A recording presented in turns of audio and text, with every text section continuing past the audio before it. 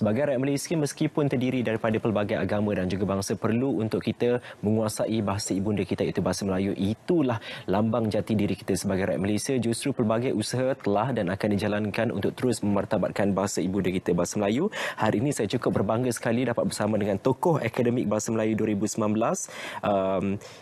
Yang berbahagia Profesor Dr. Saeedah Siraj, Profesor Universiti Pendidikan Sultan Idris di Fakulti Pendidikan, dan juga Profesor Kehormat Fakulti Pendidikan Universiti Malaya. Assalamualaikum Profesor.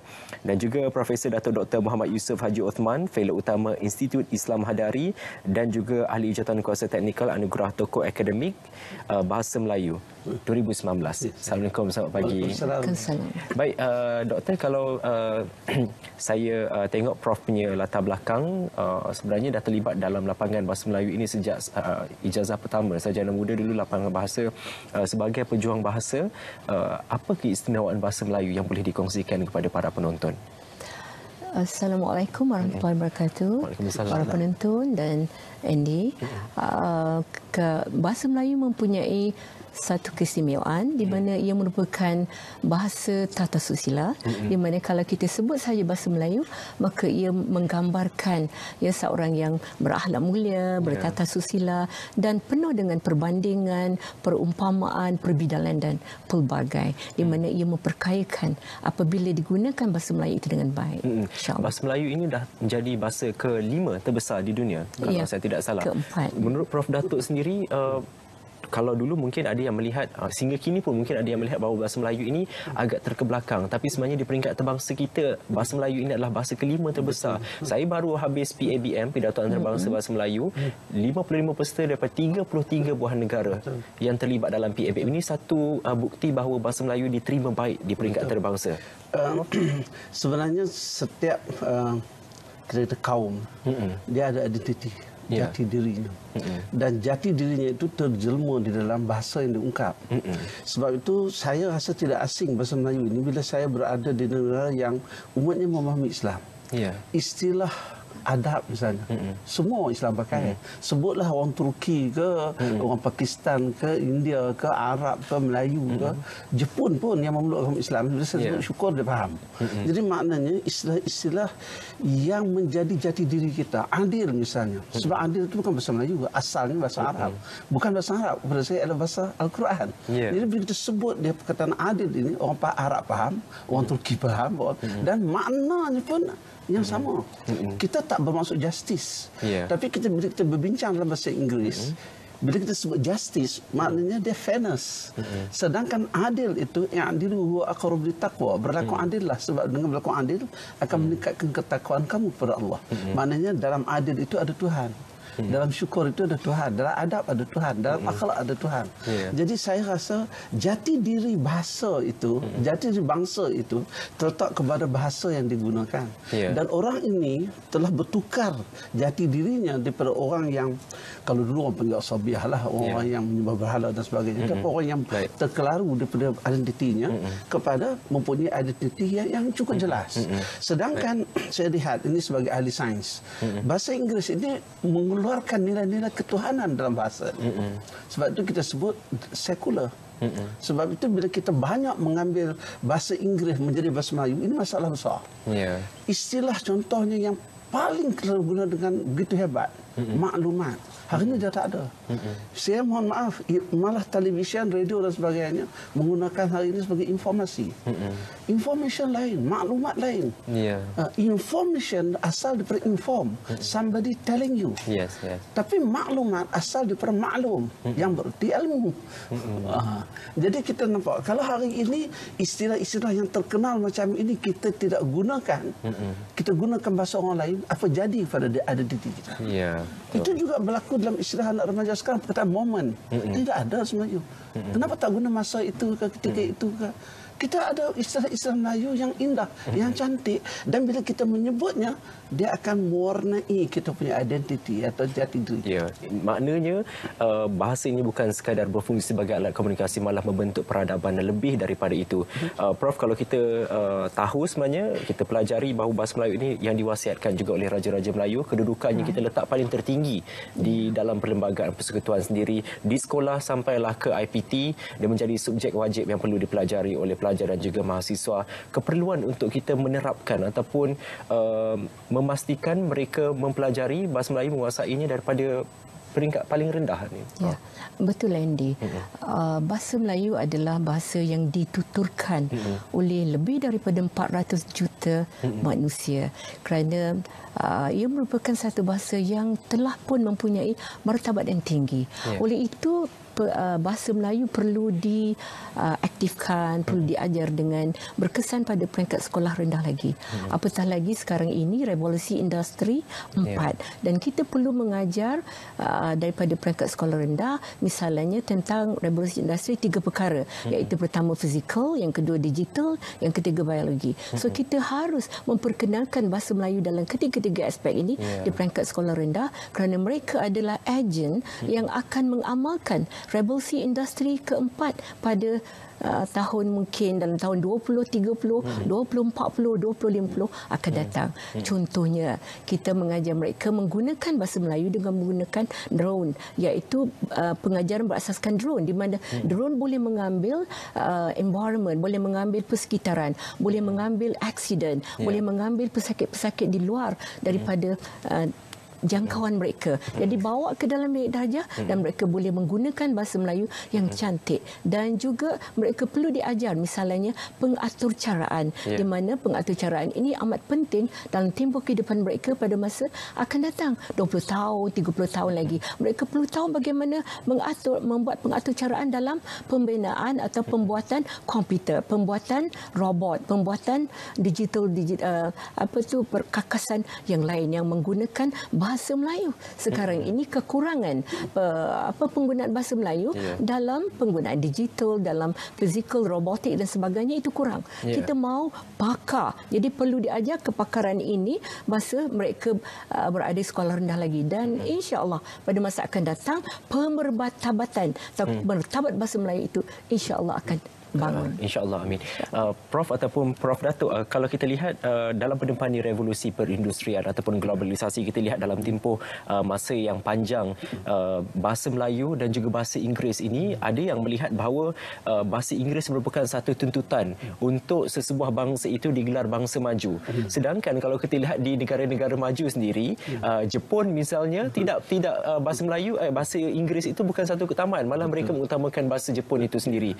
Pandangan Prof untuk skop yang begitu bagaimana? Saya rasa inilah media massa kena menyatakan yang benar kepada masyarakat. Kita kena membezakan di antara keperluan bahasa Inggeris dengan keperluan bahasa ibunda dalam memahami menjaga jati diri. Sebab tu orang Jepun, saya kagum dengan mereka, menguasai teknologi yang tinggi tapi jati diri mereka tak hilang. Sebenarnya saya bawa balik dari Jepun minggu lepas. Dan mereka tak reti bahasa Inggeris pun. Nak pergi kedai pun susah. Tapi tentang bahasa ni mereka kreatif. Sekarang ni kalau kita sampai ke airport, kita kena jumpa immigration kan. Ketika dia masukkan pasport, kita serap dah. Selamat datang. Terus betul. Sila letakkan jari anda seperti ini. Kita guna bahasa Melayu. Jadi maknanya dia juga kreatif. Dia tak ada orang terlalu panjang duduk dan orang tu berdialog banyak dengan customer dia. Sebab dia tak apa yang dia nak bagikan. Jadi saya kata kita malas. Sebab bila kita malas nak guna, inilah yang berlaku. Tapi ada sebab malas ini. Sebahagian kita yang belajar A-level, undergraduate, master, PhD di luar negara, di negara yang berbahasa Inggeris ini, dia balik dia malas untuk berbahasa Melayu. Bahasa Inggeris ni kalau orang study di sejarah baru saja. Dalam bidang sains teknologi, bahasa yang menguasai ini adalah bahasa Jerman dan Perancis, bukan bahasa Inggeris. Bahasa Inggeris ni tahun 60-an. Dan kemudian dengan menggunakan British ni, dia bila dia datang dia menakluk negeri orang lain, dia akan mengenakan sistem dia. Sistem pendidikan kita pun bahasa Perdana juga.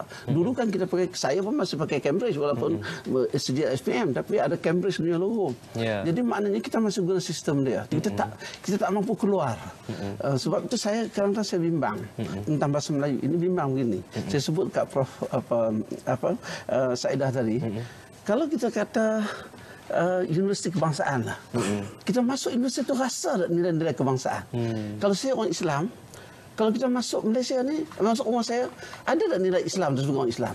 So sekarang kita kata kita ni Malaysia di dalam perlembagaan mengatakan bahasa Melayu adalah bahasa negara. Kita masuk ke Malaysia ni, nampak tak nilai-nilai kemelayuan bahasa Melayu itu. Yang ni saya bilang, siapa yang membawa nilai ini? Polisi kerajaan tak. Sebab perlembagaan mengatakan demikian. Semua rasmi mengatakan demikian. Jadi maknanya di sana itu perlu ada komitmen semua orang. Jadi hanya setakat kumpulan ahli akademik yang saya sendiri bidang fizik. Saya tahu saya menggunakan buku teks dalam bahasa Inggeris. Saya tahu tesis saya ditulis dalam bahasa Inggeris. Tetapi bahasa Inggeris itu untuk apa? Untuk sekadar berinteraksi dalam ilmu. Tetapi saya mesti berfikir dalam acuan quote-unquote Melayu. Dalam istilah bahasa Melayu. Jadi kalau saya tinggalkan itu, saya hanya berkulit sawo matang, tetapi minda saya sudah jadi minda orang lain. Komitmen belum cukup. Prof setuju? Sangat setuju, Andy, kerana kalau Sophia, iaitu satu robot yang boleh menggunakan bahasa Inggeris dan bahasa Cina dan telah diterima sebagai warga negara di Saudi Arabia. Mengapa tidak kita mencipta mungkin satu robot yang namanya Aminah yang boleh bercakap bahasa Melayu yang menjadi orang yang robot yang berada di lapangan terbang dan bercakap, "Selamat datang para pelancong," atau di misalnya di mana di hotel. Malahan kalau dekat Jepun dia dah ada hotel yang memang mereka menggunakan robot dan tak payah manusia. Dan inilah apa kita nak buat pada yang kita cakap tadi, pengatur caraan yang ditulis dalam bahasa Melayu dan dipelajari oleh kanak-kanak dan mereka akan menjadi pakar pada masa yang dekat, insya-Allah. Baik, banyak sebenarnya yang kami nak bincangkan berkenaan dengan bahasa Melayu ini, tapi kita nak kongsikan dulu, berikan suluhan berkenaan dengan tokoh akademik bahasa Melayu yang baru saja anugerah tersebut diterima oleh Profesor. Kita mulakan dengan Profesor Datuk dulu. Macam mana kriteria yang diambil kira? Saya nak jelas dulu. Program anugerah tokoh akademik bahasa Melayu ini bermula dengan adanya pelan tindakan memertabatkan bahasa Melayu. Dalam pelan tindakan itu mengiktiraf bahawa kita mesti mengiktiraf mereka yang memberi sumbangannya dalam memertabatkan bahasa Melayu. Tidak semestinya mereka ni ahli bahasa. Saya sendiri bidang sains, ada yang bidang perubatan, ada yang bidang budaya dan sebagainya. Jadi kita mencarilah. Jadi dalam hal ini kita mencari sebab ada tokoh akademik. So akademik ini, bila kita sebut tokoh akademik, maka tergambar pada kita satu ialah konsep keilmuan, konsep penjanaan ilmu dan juga konsep penyampaian ilmu. Yang kedua, dia mesti buat penyelidikan. Yang ketiga, dia mesti ada, kita kata, jaringan ataupun mengeluarkan, ada platform, ada wahananya di mana dia memberikan dia punya idenya. Kalau saya bidang solar energy katakan, saya ada wahananya untuk industri dan sebagainya. Jadi wahana saya dalam bahasa Melayu ni apa? Jadi sumbangan ini kita lihat waktu kita memilih sebagai ahli jawatankuasa teknikal. Jadi dia bukan hanya kebetulan lahir, dia datang daripada pelan tindakan memertabatkan bahasa Melayu. Sekarang sudah masuk yang kedua, itu tahun 2016-2020. Jadi Prof Saidah dalam kumpulan ini. Saya punya dulu 2010-2015. So 2010-11 itu tak ada. Nah, 2012 itu Profesor Datuk Seri Jaafar Saleh Jaafar daripada USM. Jadi dia termasuk dalam plan untuk memertabatkan bahasa Melayu. Baik, kalau tadi antara kriteria yang dilihat adalah sumbangan dalam bidang penyelidikan dan sebagainya, saya juga kagum dengan Profesor Saidah kerana ada sumbangan juga dalam memertabatkan bahasa Melayu ini, menghasilkan kaedah pembelajaran bahasa Melayu untuk orang asli juga. Saya faham, mungkin nak kongsikan sikit berkenaan dengan kaedah yang dihasilkan oleh Profesor Doktor sendiri. Ya, betul para penonton. Bagi kaedah pengajaran orang asli itu ialah saya memilih alam semula jadi mereka. Kerana saya percaya kanak-kanak orang asli boleh menguasai pembacaan atau bacaan berbeza dengan aliran perdana. Kerana mereka duduk di kawasan kampung dan kehidupan mereka, dia tak suka datang sekolah 6 bulan, dia spontan. Jadi saya memikirkan kalau gitu mesti ada satu kaedah yang boleh kita buat untuk mereka boleh membaca dan minat dan juga concentrate atau mempunyai fokus kepada apa yang kita ajar. So saya cuba mencipta satu corak bacaan yang dipanggil kaedah 4M, di mana ini adalah merupakan mereka suka menari, mereka suka menyanyi, mereka suka melakon. Maka semua kata-kata yang kita gunakan dalam kaedah itu adalah berasaskan kepada di mana mereka, tempat mereka. Baik, sebenarnya ada banyak lagi sumbangan dalam bidang bahasa Melayu yang telah pun disumbangkan oleh Profesor Dr. Saeedah dalam memertabatkan bahasa Melayu. Sebagai tokoh akademik bahasa Melayu 2019, pastinya memberikan satu cabaran lebih besar dalam pengaduan ini untuk lebih memertabatkan bahasa Melayu. Apa mungkin visi ke depannya?